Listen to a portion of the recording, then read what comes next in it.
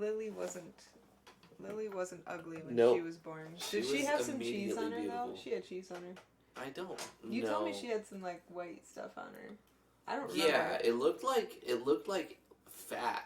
Like Yeah. from when you're like making hamburgers and you're making patties and then on your hand you have like this white fat. Like on her legs in between like her armpit. The creases and there's stuff. like this waxy Vernix.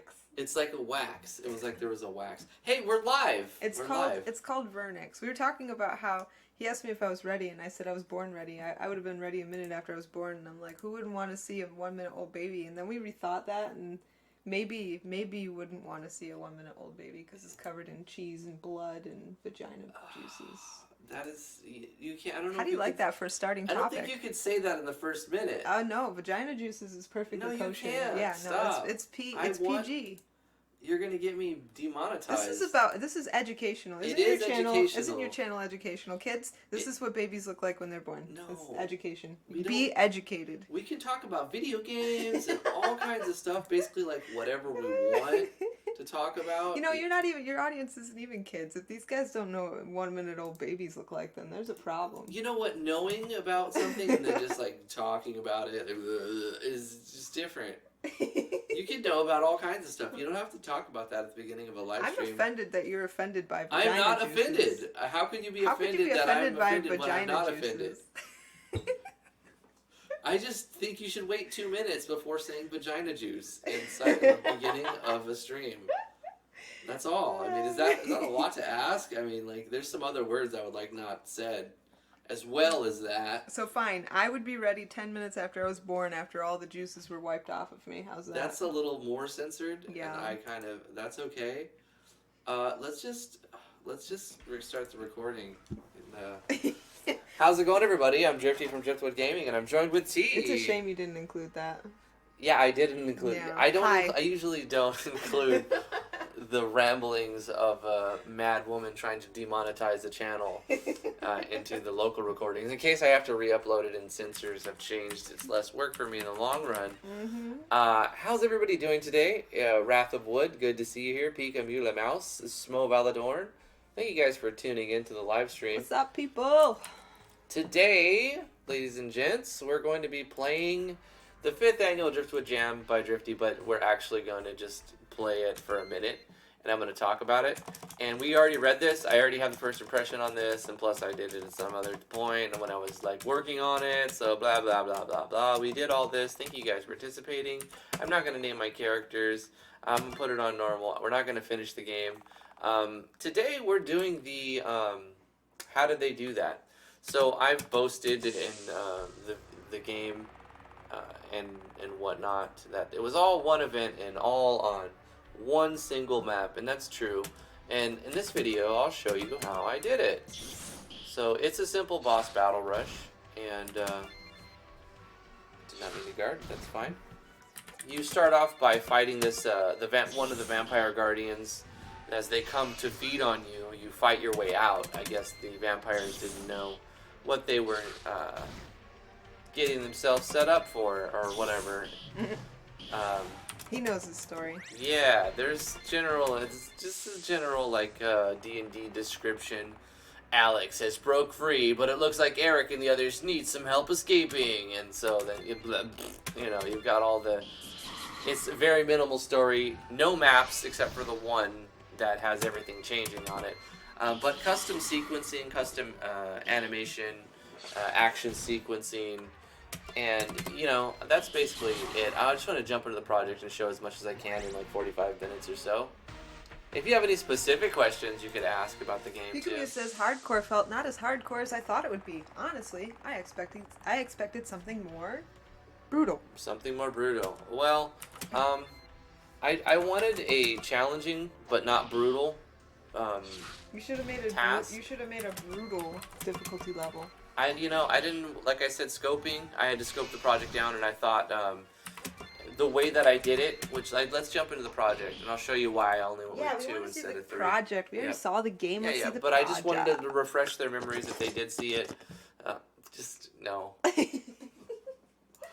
I use quite a few plugins. I mean, not a lot as in some of my other games, but like it's for a game jam. It's a decent number of plugins, mostly Yanfly stuff, action sequence packs, battle stuff, buff states core, like um, just That's a lot of plugins. a lot. Yeah, there are like quite a few plugins. Some specials, Mog Hunters for titles and particles and stuff. Battle speed up script and stop map movement. You know, plugins are pretty amazing though. So Yeah, I added them little at a time, and I like the ones that I put in here. yeah. I kind of wanted to show you guys all the animations. I did spend a lot of time. I would say that if I had to section off all of the stuff that I've done into things, then I would say I spent a lot of time specifically on animations. And let's just show you those animations real quick.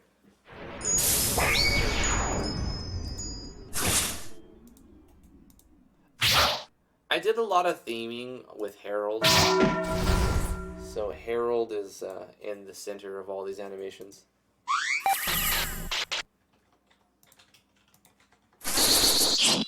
And I didn't actually use all of the Harold animations, but I used some of them. And I didn't want it to make it too jokey as just making everything Harold.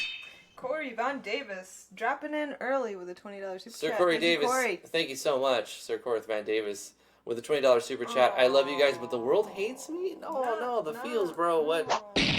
No world, stop hating Corey. He's cool. It's a cruel world out there, man. But people like you are what make it amazing. Don't let it get you down. Thank you for tuning in. Hopefully we can distract you from the other bullshit that you're dealing with. Yeah. You know, because life can feed you bullshit sometimes. But, we're blessed to have you in this community, Corey. Thank you so much for tuning in and dropping your say. If there's any specific questions you have, my man, let me know. And speaking of Corey, Corey is going to be sponsoring tips and tricks videos for other people as well. And since you guys are tuning in, to the live stream with us, early birds as well. Thanks to Corey, another $20 super chat, bro. Thank you again. Oh, thanks. He says thank you. Yeah. He's also sponsoring tips and tricks for other people. So he's sponsored some for himself, and he has some ideas he wants me to work on. In the future, he said he'll mention them as he needs them and whatnot. But he also wants to take turns with other people. So I'm going through these animations, showing you the custom animations I made. But if at any point in time you guys have an idea, I put a moo sound effect in that Fluxify one. You don't have headphones on, so you can't hear it. But I have it turned up so the audience can hear the sound effects. If you have a special request for like a tips and tricks, some kind of small system or skill you would like to see made with some kind of custom idea, just send me a message on Discord, and Corey might actually pay for your tips and tricks video. He wants to sponsor some extra tips and tricks video. He wants more learning material for everybody available, and he's spending the cash to pay for the time spending that we'll spend to make that happen.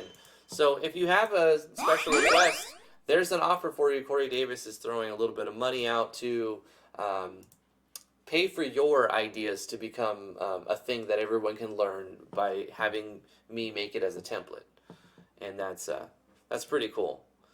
So yeah, you saw the animations. I made quite a few custom animations there. How many in total? I don't know, 22 to 158, so 46 of them, 40 animations, 40 to 50 animations. That's a good amount. A lot of them went into the action sequencing. So let's just go through the whole database. And what did I do here? I made a few characters because I had a larger storyline in mind. But I had to, I hear baby, but she's got other family members out there watching her. Yeah. Mm-hmm. She's going to be fine for 45 minutes. I made more characters than I actually ended up using by the end of it. I only ended up using 4 of them, which is fine. I had a much larger, different story, and I changed it up 3 different times until it kind of became what it was. And the final game actually was an amalgamation of sacrifices and narrowing scope. So I started with an idea, and then I chopped a piece off. I chopped another piece off. I pruned another piece here. I pruned another piece of that idea there, until we had this nice little He likes sprout to cut of an things idea. off. Yeah, I chopped it and hacked the whole idea of the game into bits, all the way down to one event and one map, and a basic storyline and an MVP. Yeah, So I presented this is an how MVP. the whole process started. He started to make a map, and he's like, I hate making maps. Screw making maps. Yeah, and I made 3 of them and deleted all 3 of them. Yes. She is She's yelling at her she's brother. yelling at her brothers to do stuff. Okay. Then I made some classes. I am using all of these classes. The Forest Guru, Beast Learner, Bush Healer, Sharpshooter, and no, I'm not using the Tinkerer. I'm using 4 of these classes since I'm only using 4 of the actors. So these classes, I'm using custom class parameters to define their stats specifically. So, a Ganfly plugin. I set their HP based on their level times 50 plus 300. I don't need to go through all of the statistics, but I'm kind of setting up all of their stats and their experience. Second.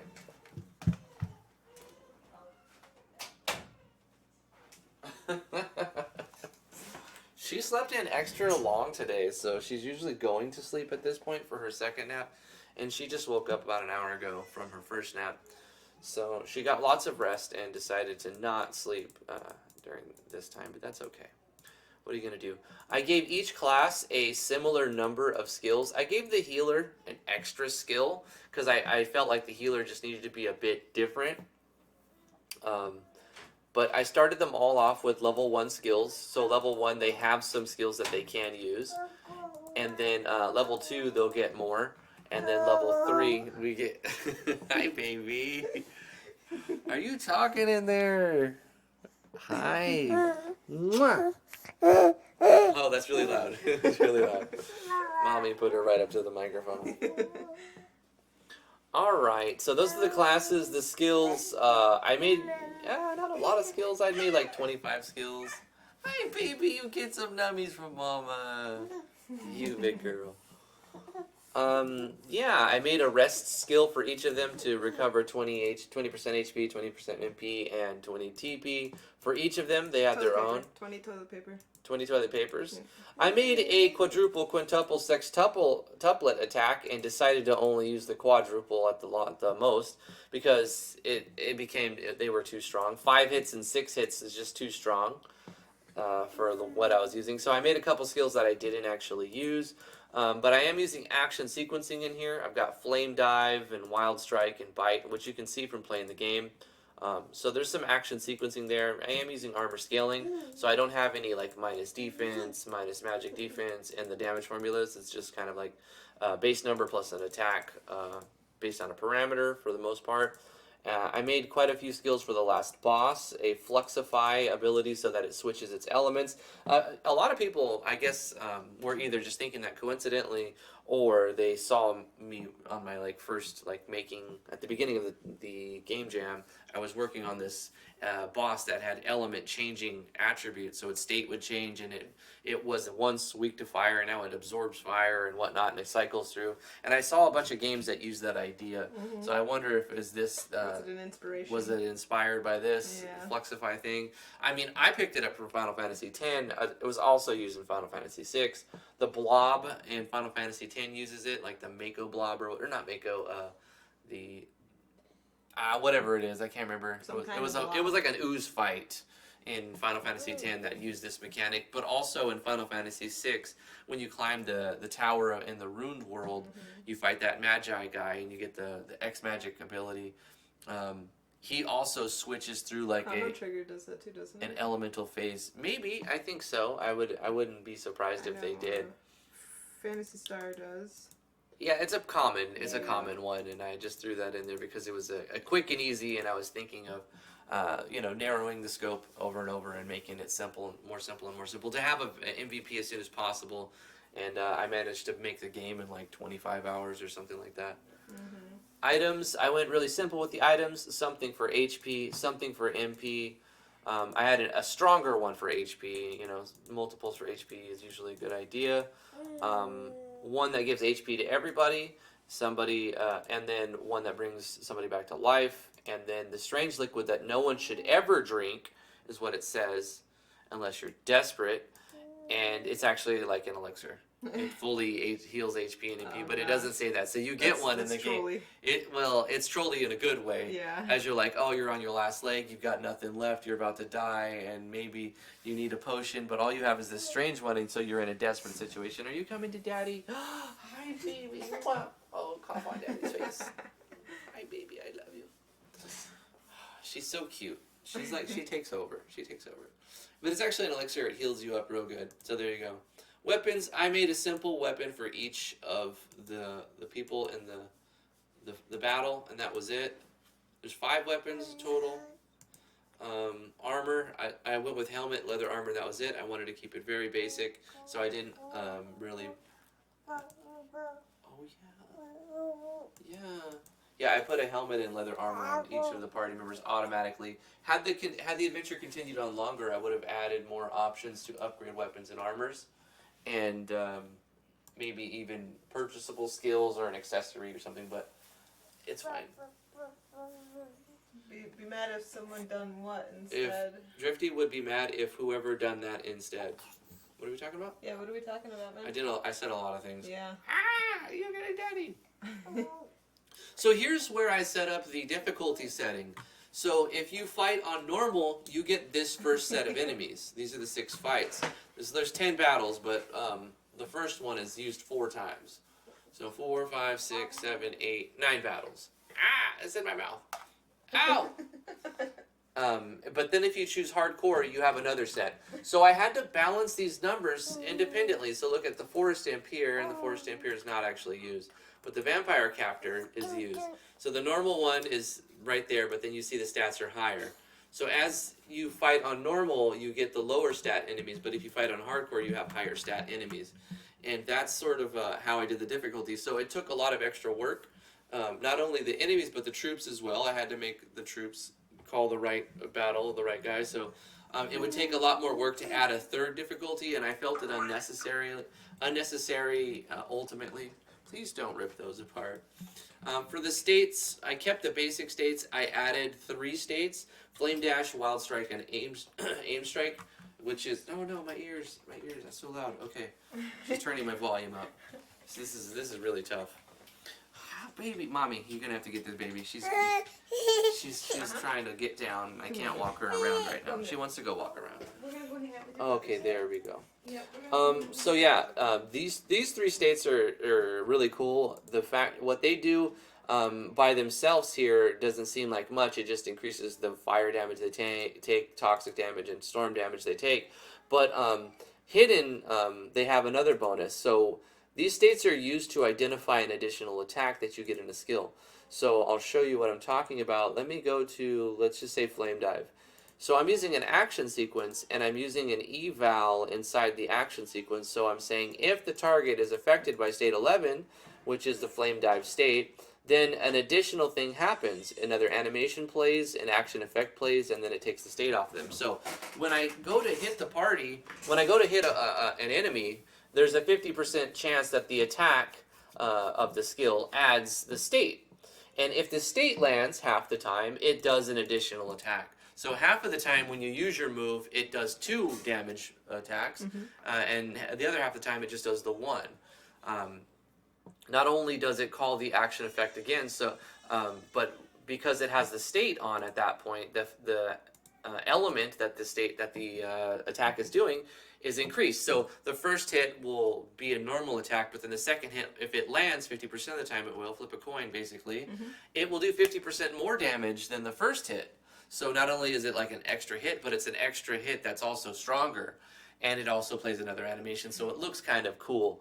The same thing happens for Wild Strike and for Aimed Shot. However, for those two, they're slightly different action sequences. They're very different action sequences. But like Wild Strike, it hits multiple times. So it increases the damage you take from that element by more, so 200% instead of 150. And then you have Aim Shot, which is very similar. This is a wind hit. So if we look at this state, For Aim Shot, it's increasing the storm damage. Storm being a combination of like wind, air, and like lightning. All of that is considered storm. So I tried to simplify it. If I go to my types, I'll show you. I've tried to simplify as much as possible. I've kept just 5 basic equipment types. All of the stuff that's already been put in. I've created different skill types for the different classes, so they all have their own type of skill. And then I've actually removed some elements to simplify, and then I'm using note tags to show icons if you happen to look inside the status menu. Hey Drag, how you doing? My dude Dragon. Psycho Gaming, good to see you there. Did you use conditional branches and a switch for difficulty? Yeah, I'll show you that next, Wrath of Wood. Good question. Because we're coming down to the end. And then for this, start transparent, using coins, customize some of the sound effects, but it's all RTP stuff. And yeah, that's the whole setup for the database pretty much. So how did I do everything in one event and on one map? Pretty simple, rather. Let's show you how. Let me show you, Wrath of Wood, how I did the conditional branches for difficulty. So at the beginning of the game, this is the initializer. It's revoking access so the player can't press escape. There's no need to at any point. We're giving the players some starting gold, some starting items. We're controlling the color of the lighting on the room, and we don't mess with it anytime after that. So I am using tracks lighting, although it doesn't really seem to show or matter. Then I'm showing text, a lot of dialogue. We get to this point, and it says select your difficulty. So I'm using one switch. That's all I'm using. It's just called hardcore. So hardcore switch is off by default. So if you select normal, nothing really happens. We control switch and we select hardcore switch and set it to off, but we can essentially do nothing at this point because if you restart the game, I'm not using any plugins to remember where switches were. So there's no save or load really. So basically you don't need to have this control switch here, but I just put it there because it won't hurt anything. It initializes it, and that was the point of this event anyway. If the player happens to select hardcore mode, then we turn a switch hardcore on. So whenever we run a fight, we can just check, we can do a conditional branch and see if a switch is on. And if a switch is on, then if this switch is on, specifically the hardcore switch, we can say issue the fight with the harder enemy. Because if you go back to the enemies, you see I have 2 sets of enemies, and they look the same except the hardcore enemies have higher stats. So if they selected hardcore, then also in troops, they will start combat with the hardcore enemies, and so you handle it by making the enemies look the same, have the same name, but one set of them have lower stats or higher stats than the other. And then for every enemy you create, you have to have another enemy with different stats. Now, there are ways around this, and had I wanted to have like 5 difficulties in my game, I would go with a plugin to just have it make one set of group of enemies and then multiply their stats using a plugin command. But because this was a tack-on idea at the end to add some extra challenge, I wanted to make it easy, but I made a hardcore mode for those who wanted a little challenge. It wasn't super hard, but it was more challenging, and you could lose. You could definitely lose it. Yeah, exactly, Wrath of Wood. Instead of using a switch, I would use a plugin. But if I use this same system and I didn't want to use a plugin for whatever reason is incompatible, you can use this same system for multiple battles. But in the case of this event where you have check conditional branch if switch is on, do this, else do that, you can say if this variable is 2 or greater, then do this. Then if this variable is 1 or greater, and then else, which if it's 0. So you can have 3 that way, or you can have 4 difficulties with one variable, saying if this variable is 3 or higher, is 2 or higher, is 1 or higher, else. And so you can have as many difficulties as you want when you are scripting all of your battles. So random encounters, you'll encounter a problem at some point because the game won't take into consideration using this method what difficulty setting the player is actually on. We're changing parallax, changing background. So how do we handle the scene changes if we're only using one map and we're not doing a transfer event? Well, what do we do? Okay, so the player selects their difficulty mode, and then, simple, you fade out the screen. It seems like a transfer event, nothing they're not used to. You wait for half a second. You change the parallax, because I'm using a parallax as a background. And I change the battle background to sort of match that. And then I'm changing the color of the Terrax tinting of the screen as well. Wait another half of a second, fade in the screen. So that stuff all appears to fade out and change behind the scenes, and when it fades in, you've got this new scene. It's like, you know, when you're at the play, you bring the curtain, and then they open the curtain again, and it's a whole new scene. So we're using fade out and fade in as the curtain. And that's it. We don't have to transfer. We stay in the same scene. We just change the scene. So imagine you're at a play, and they're just kind of doing that at a play. More text, some more stuff, blah, blah, blah. I don't need this comment. This is for temporary stuff. Control switches. I'm doing this control switch because I'm adding extra dialogue in battle. So right here, we're using the switch number 1, battle 1 dialogue. And this is handled inside of the troops battle events. So the condition, what I've done here is I've created a new event, and I've set the conditions to be a switch. So if battle 1 dialogue switch is on, then at the moment that the battle starts, the very moment, that's our span, that's our like event timer, or like this is our win. The moment that this switch is on and we're in combat, it's going to run this code. It's going to say show a text, and then turn off the switch. So you get into combat, and it's still more storytelling, because I'm telling the story with show text and images in the background and people on the screen for battle. So each of these can use the same kind of setup. So I just turned even though I've got all these different dialogue, I only need one switch to control all of the dialogue, because I'm turning that switch on to show it, and then it's showing it and turning it off.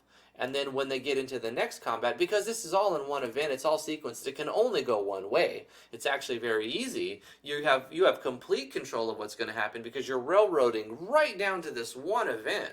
So you can use one switch for everything, because it'll show the text, turn the switch off. And then after the combat, you can see we're doing a conditional check. Did the player put it on hardcore mode? So if it's on hard mode, then they get into a fight with this the vampire captor, but the hardcore one.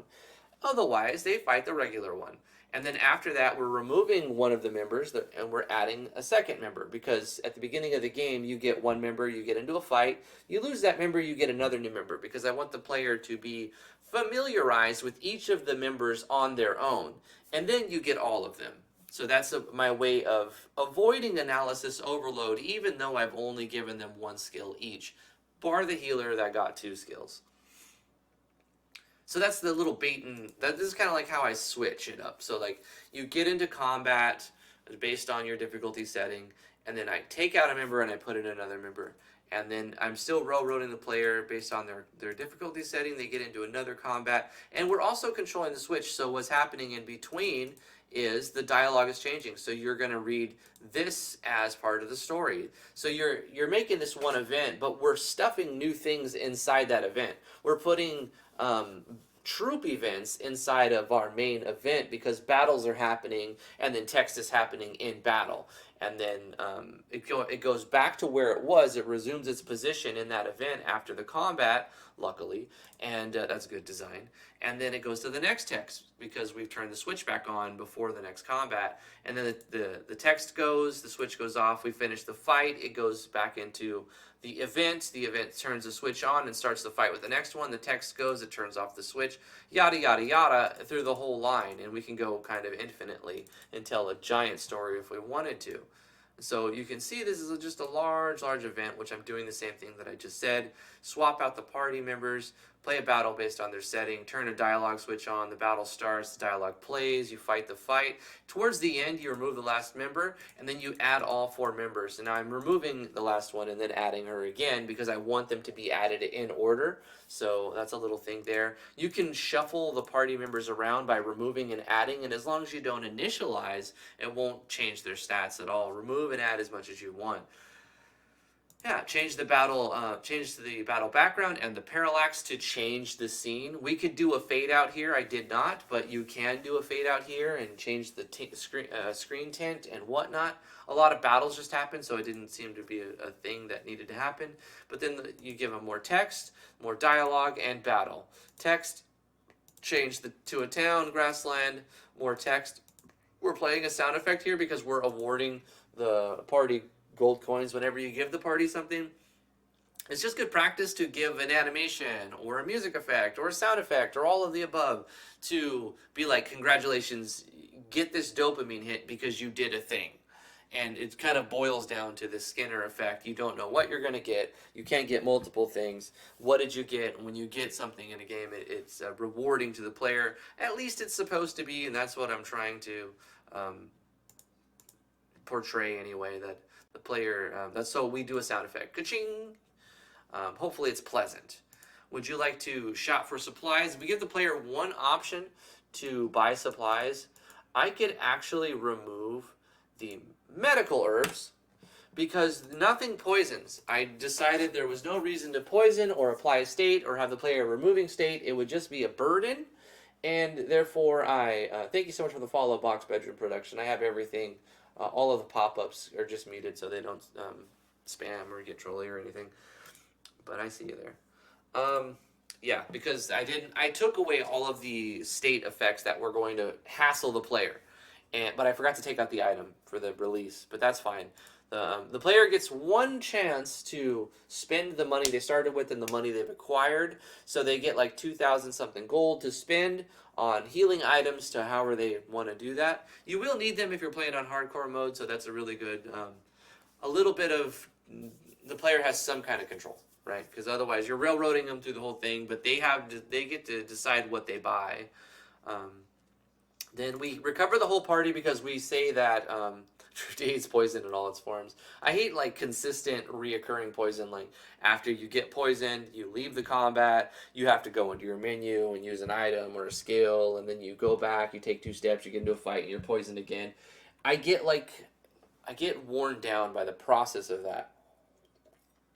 There's too many like menu jumps, and it just becomes abrasive. So poison is okay. It's a good skill.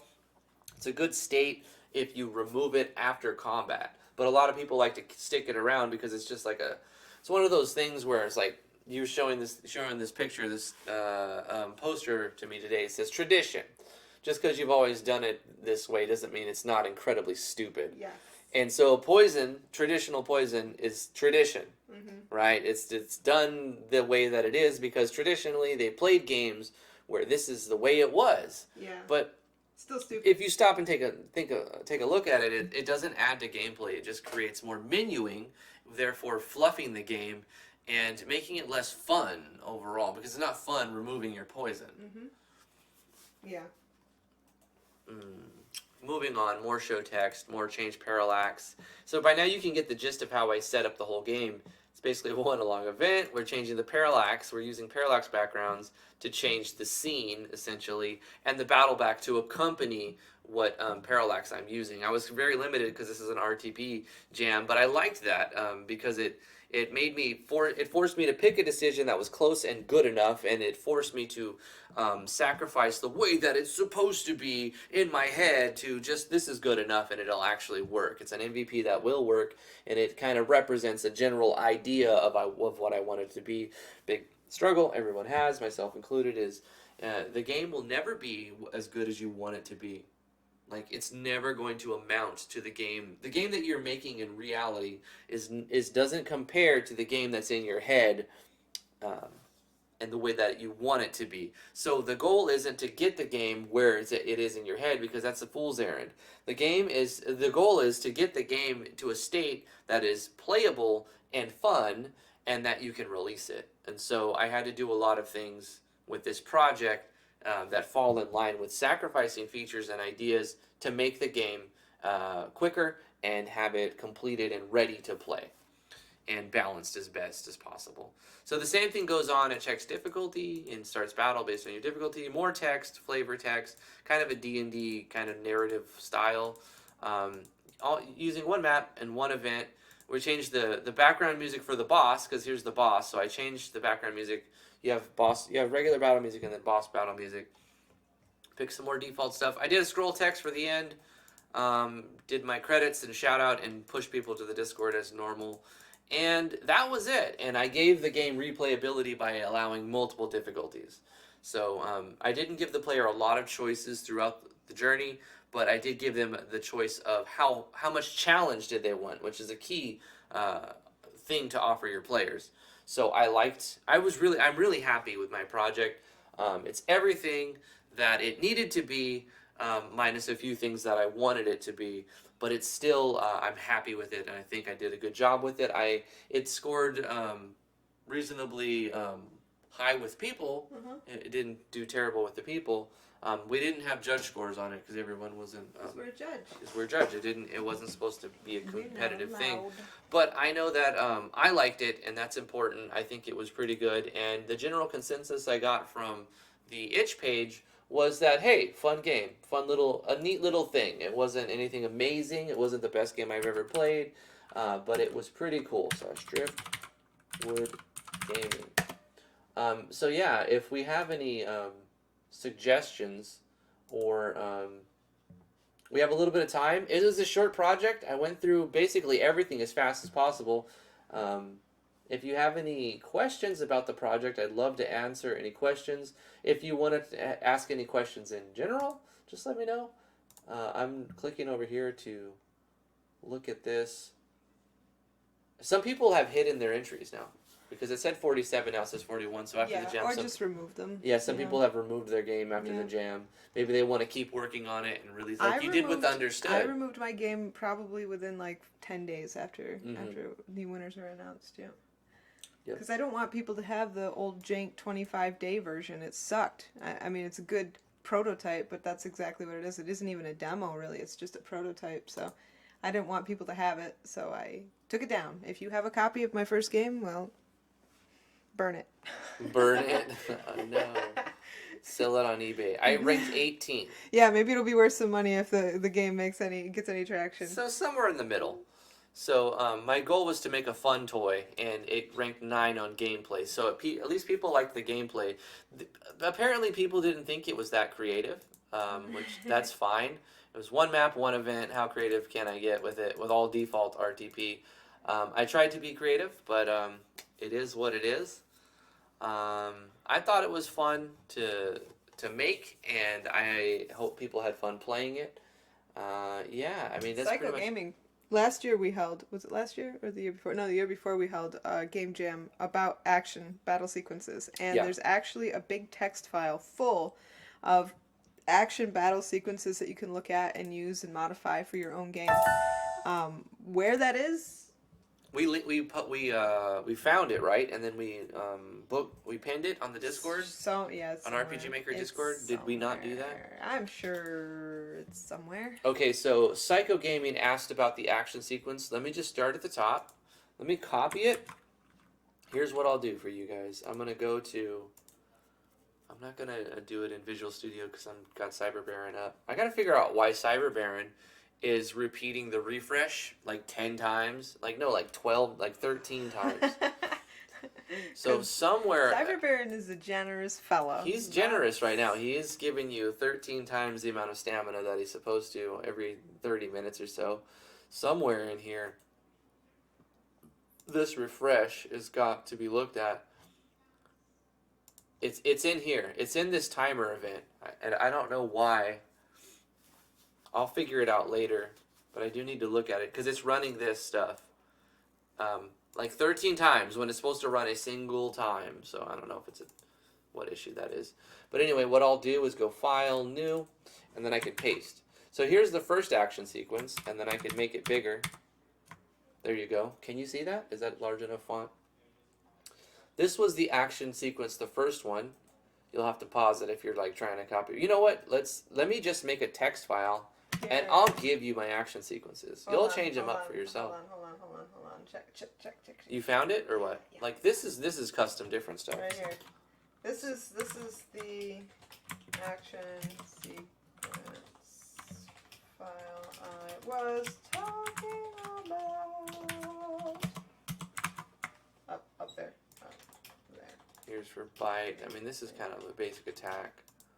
Some of these are basic attack. Huh. This one's... There's a bunch on here, and like, don't just copy and paste them. Put them in there, see what they do, and then change it to your liking. Make it yours. But these were generously provided by participants of the Game Jam, and they opened it up to allow people to use them for their own games. Yep, yay! including us. Yes. So we got setup action, blah, blah, blah, blah, blah, blah.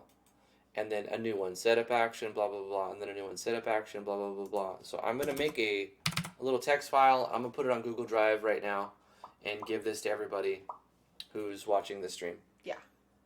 So here's all the action sequences from the project. There weren't a ton. Of course, this is quadruple, this is quintuple, and sextuple. I'll just put them in there. Bang. Select all, copy, paste. Select all, copy, paste. Yeah, I mean, it's cool to have a bunch of action sequences to use as templates. Here's another one. Oh, this is a basic attack one. Death from above. Oh, right. Let's copy this one. Paste this.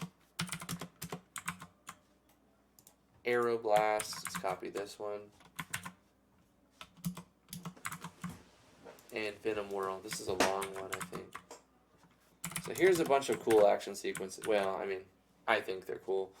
5 ADJ, Drifty's boss battle rush action sequences. I think if you post it in the Discord, you can get a URL to that post, and then share that URL. You can link it, on the video. Oh, no kidding. Let's do that. Where am I gonna save it? Let's save it in Drive F, RPG Maker. You know what? I'll just put it in here, 580J. Bang. Easy. Okay, and then I could put that in Discord for you guys. I'll put it in RPG Maker. Let me find it real quick. Aga.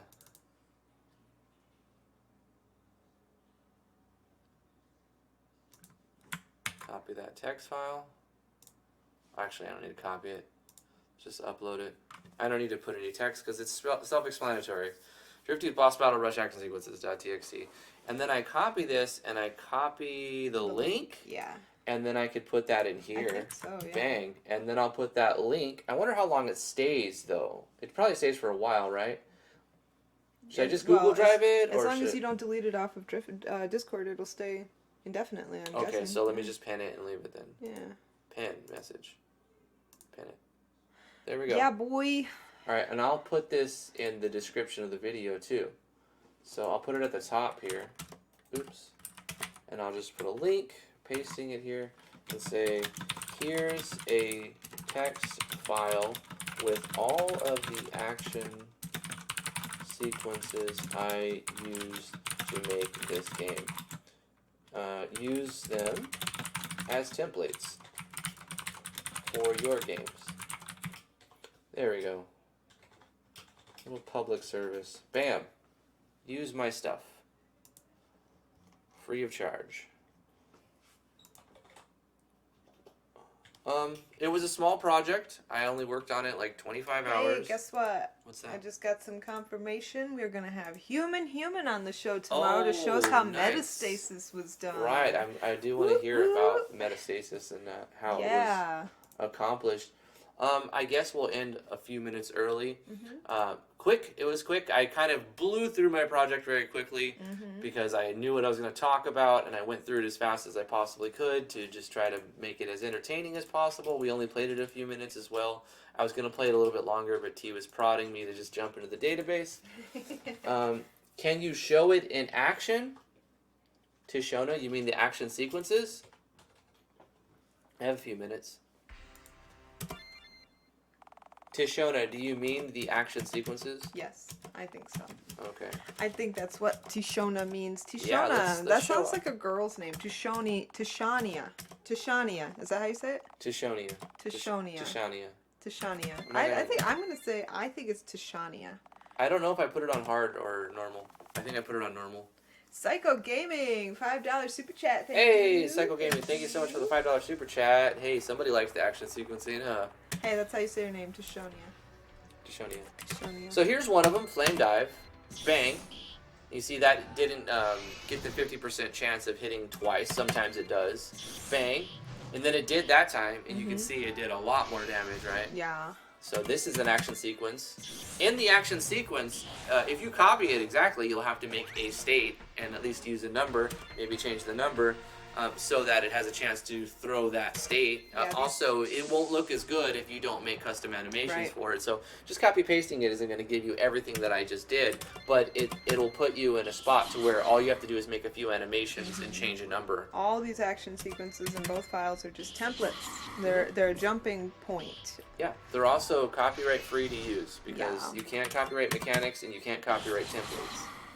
Right, that's true. Yeah. I found that out because I'm that. drawing and I use things for reference, and sometimes I trace outside lines because I suck at making head shapes. And I found out that That's legal. yeah, it is legal because like coloring books, if you get it from a coloring book, it's not they're not copyrightable. Anything that's a template is not considered copyrightable. So I turned on. I only do that for head shapes though. I turned on SoundCypher's plugin so that it can run faster as well. So with the healer, he doesn't have like an attack skill yet. He does, but like you have to get 100 TP. But he starts with a healing skill. Cool thing about this healing skill is I didn't want this fight to take forever, so I gave the healing skill the ability to restore 20 TP as well. Toilet paper, 20 toilet paper. You know, we were in a crisis, so toilet paper was very important at the time. So here's another action sequence. This is a 5-hit action sequence. Bang, bang, bang, bang, bang. Like I said, you'd have to make your own custom animation to play that 5 times. Yeah. But your character with that sequence, that code, he'll run across or she'll run across back and forth, and hit 5 times. All right. Here's Eames Shot. Simple one. But every now and then, boom, it hits twice. It's the same action sequence that has an eval in it. That worked out really well. My daughter's playing with cows today. Wow. She's at a friend's house in the country, and she has a pet cow, and they've been playing with her pet cow. Wow. Yep.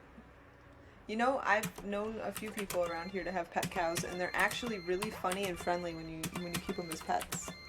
When they're very used to humans. They're like big, heavy dogs. Big, heavy dogs. That moo instead of bark. Fascinating.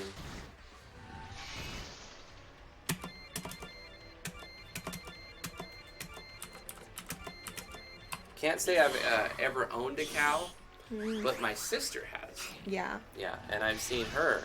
Out in the agricultural area of the United States, it's actually normal for kids in school to be required to raise a farm animal. Yeah. Which I thought was absurd. So I took an ag biology class in high school, and I lived in California at the time. Very like 4-H. I went to 4-H. So it was 4-H that my sister did, and I was in it too. But I didn't actually have to do 4-H because the requirements were you had to either have a job, like a part-time job, or you have to raise an animal. Yeah. So there was in order to pass my biology class, my AP biology class, you had to get a job. I had to literally get a job or an animal, and I was like, I don't want to take care of a huge animal. That's way too much. I'd rather work at a job. So I cleaned computer rooms, and then I started working at a recycling center. I learned how to ride a horse. It was fun. Oh, that's cool. I never did learn to ride a horse or anything like that. I found out that I definitely prefer male draft horses. They're very friendly and very docile. To females. To female, like an Appaloosa or something, or a Pinto, they're really unpredictable.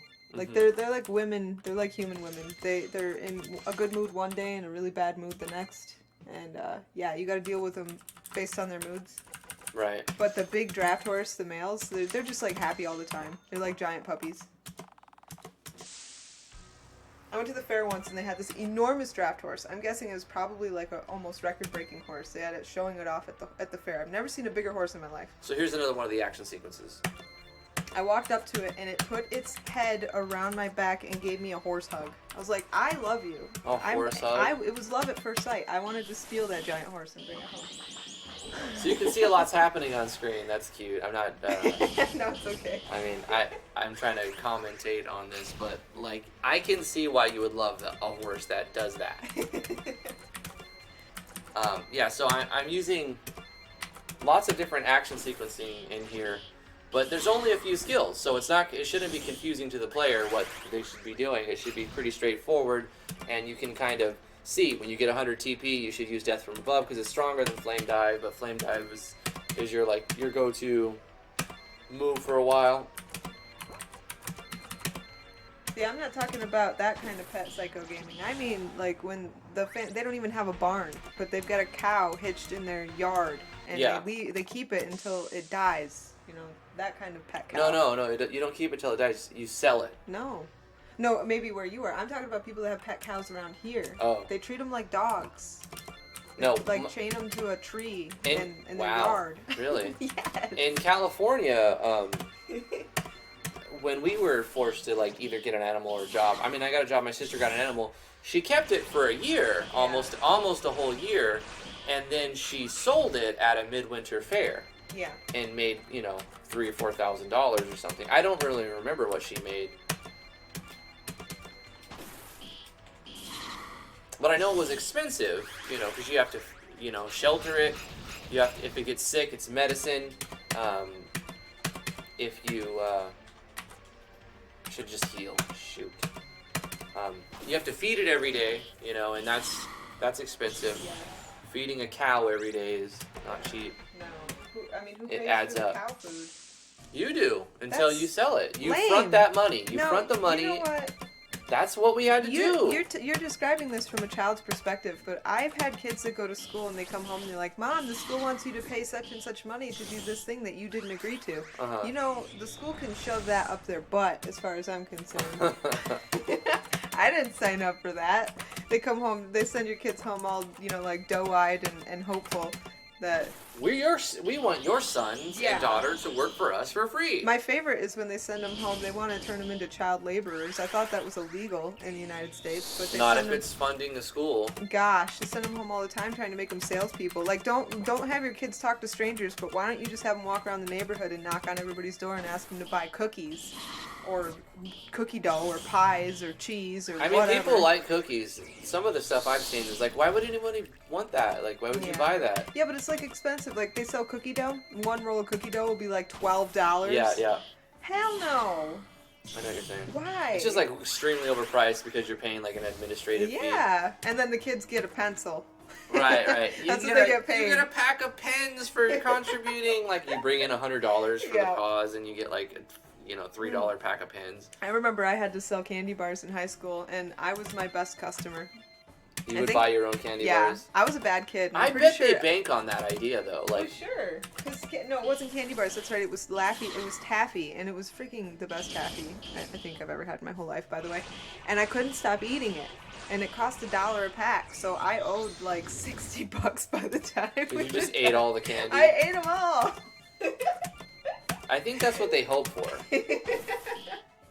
Like, they don't care where it goes as long as you get the money. So this is the boss scene where you switch states. It's not vitally important that you know what state it's in because I stopped it from healing. There was a point where it was healing a little bit from a couple elements, and it would heal full from one element, and then it would take double damage from one. So you had to like follow what state it was on, and the fight was a lot longer. I found that to be frustrating in playtesting myself, so I took it out and I made it kind of like simple. And it takes 10% damage from two elements. It takes double damage from one, and then it takes half damage from the other. And it alternates through four different states. The trick to this, I mean, on normal, it's not hard, On hardcore, the trick is to heal every turn with Ian and have other characters throw jams on him if he runs out of MP, and that's basically the story. That's how. I have an idea. Yes. For content in the future. I have. You want me to spitball it now? Sure. Spitball it now. For next year's competition. No, for content? soon. For like another contest that we're gonna throw, like surprisingly. No, not a contest. Listen, it's an idea. This is what I think should happen.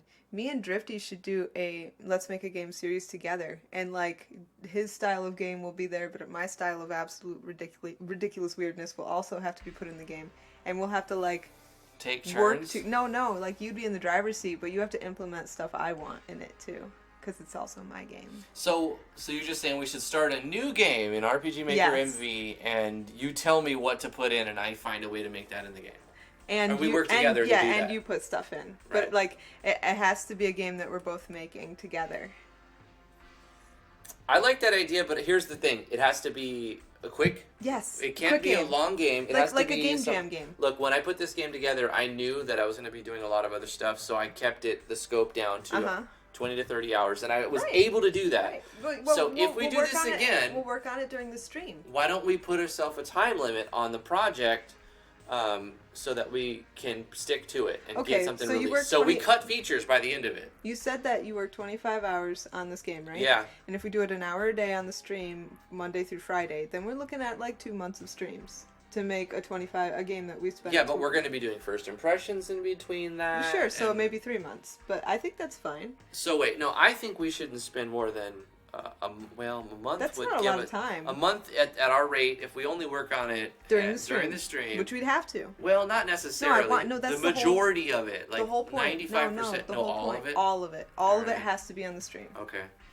Every bit, and then not just my ideas either, but the audience can like throw ideas out, and we can implement that into the game too. So it could be an amalgamation. Okay, so it's not It's not necessarily a game jam game, but it's kind of the idea of a game jam game where it's going to be quick, fast, cut features, and make it a game as MVP as soon as possible within like a month to 2 months. More than 2 months.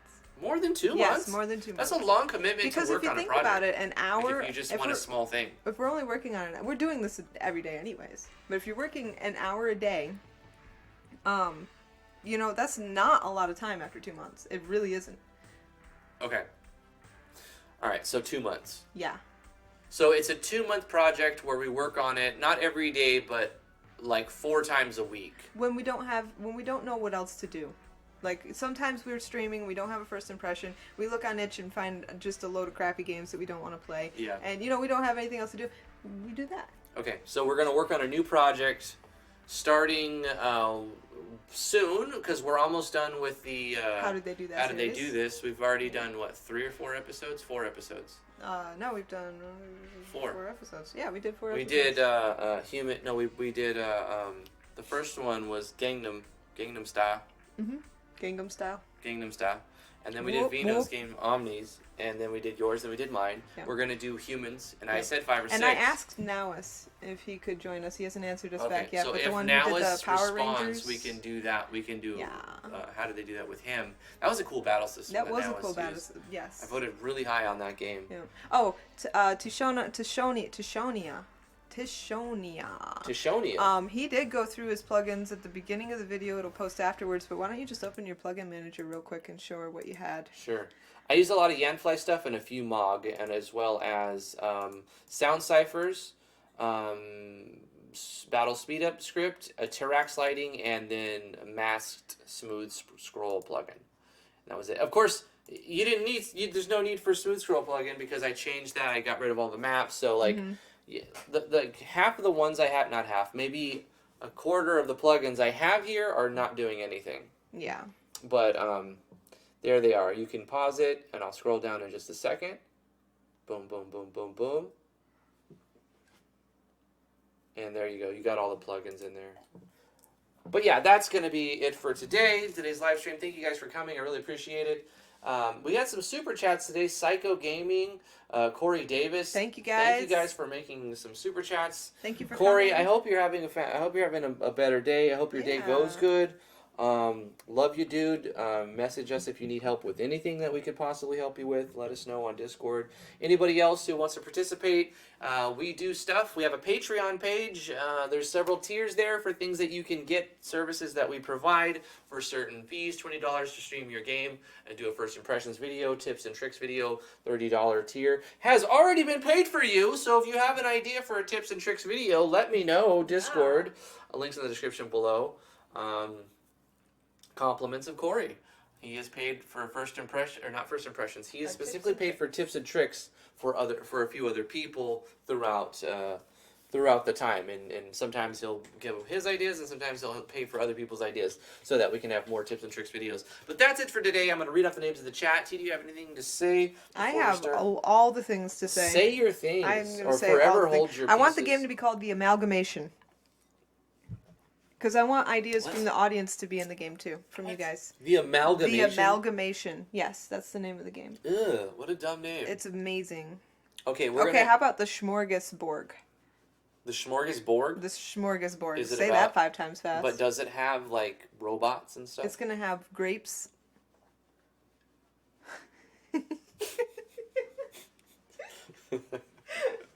Grapes, yep. Yeah, no, it didn't stun me at all. Grapes. I love it. No, we're gonna work on the idea. We're gonna shop the idea. We won't. I don't want to settle on amalgamation or grapes or whatever you said right now. We'll figure it out. Grapes and robots. What the best name ever. Grapes and robots. That actually sounds really good. Yeah. We'll workshop the idea. When we finish up the how do they do drag it. one's baguette in your game. See, this is where the beauty is. This is already happening. Right. We're gonna get stuff from everybody, and it's gonna be the best game So ever. the basic healing item is a baguette. So No, the baguette is too overpowered to be basic. Are you kidding? No. The baguette is like... Drag, don't listen. Don't like listen the to description Drifty. will be a crusty piece of bread. No, don't listen to Drifty. Hold on. Don't. We haven't made it yet, but it'll be something like this. Baguette. And then it'll look like something. I think there's a baguette icon in there. Or there's this. This will work. This is close enough. It's French bread, I think. A crusty piece of bread that nobody wants. Oh, Drag, don't listen. Don't listen to him. Cheese not included with gosh. your French wine. See how I spelled wine? Sadness. Sadness and sorrow and darkness. The baguette is actually the ultimate weapon. I'm going to leave this in the game now. It's canon. All right. So I love your idea, T. I changed it. I changed my stance. I'm not indifferent. I'm for your idea. Yay! I love this idea. We'll make a quick game between 1 to 2 months. That's the thing. Between 1 to 2 months. Or more. No, between 1 to 2. 2 months or more. We'll see what we can get done. We'll do first impressions. We'll do how did they do that, and Drag says this game will suck. We'll do various other things. But we're gonna make a sucky RPG together with your ideas and T's ideas and my ideas. It'll be our let's make a game. It'll be a very, very shitty game that we can all say we can like the logo, like the thumbnail for the game on Itch is gonna have like 5 studios logos. Yes. Everybody who throws an idea can send me their logo. Yeah. It'll be a game created by Driftwood Gaming and Yorkshire Pudding and Drag and Vero Club and Psycho Gaming and Wrath of Wood and Tishonia and Tees from Tees Jams and special guests. Yes.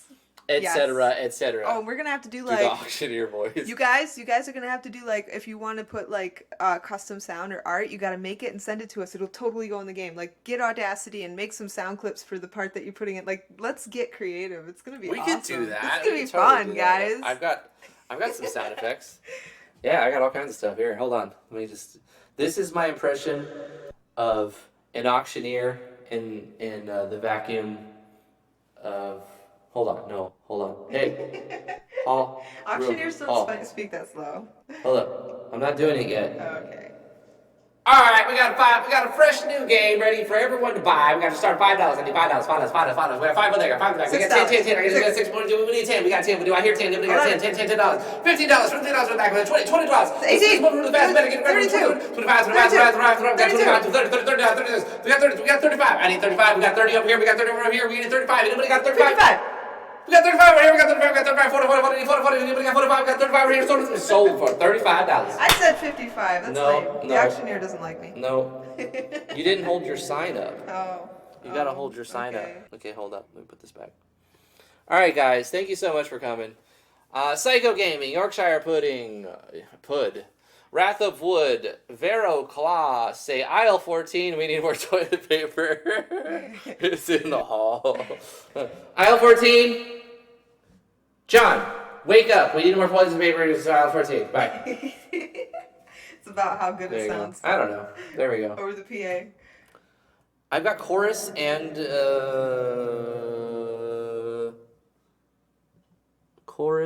reverb, and that's it. Drag, Axel Rosetto, thank you so much. Tishonia, thank you for tuning in. Thank you, Corey Davis and Psycho Gaming for the super chats. Yeah, thank you for being here. You're welcome. Peekaboo, Mouse, Wrath of Wood, Smo, Valadorn, and anybody else who I missed, anybody who's lurking, who doesn't want to say. Love you guys very much. Thank you for tuning in to our normal little thing that we do here on this channel. We have ideas for the future, and another idea, right? Fresh by T. She says that we can do a new game where the audience makes the rules of the game, and ideas, and we put in stuff as long as it's not infringing on copyright, and I don't see a problem with it. We'll make it fun. But I also want to put some of my own spin on there. I want to have 20. I want to have 20 party members in battle. I want to have a legion of teacups. But guess what? Like almost all of them are automatically controlled. Yes. So you just control like 3 or 4 guys, but like the rest of them are AI. I want there to be a teacup Godzilla like fight. Well, someone has to make a sprite for that. And I will make a 20-foot T-foot Zilla. You make a 20 Zilla T-foot, and then we'll put it in there. Promise you that. I promise you that, boo. Need flour and yeast. All right. Bye, guys. Are you making cake? Bye, guys. I gotta pee. I'll see you guys tomorrow, 2 o'clock Eastern Standard Time. Mwah, thank you so much. Bye-bye. Bye.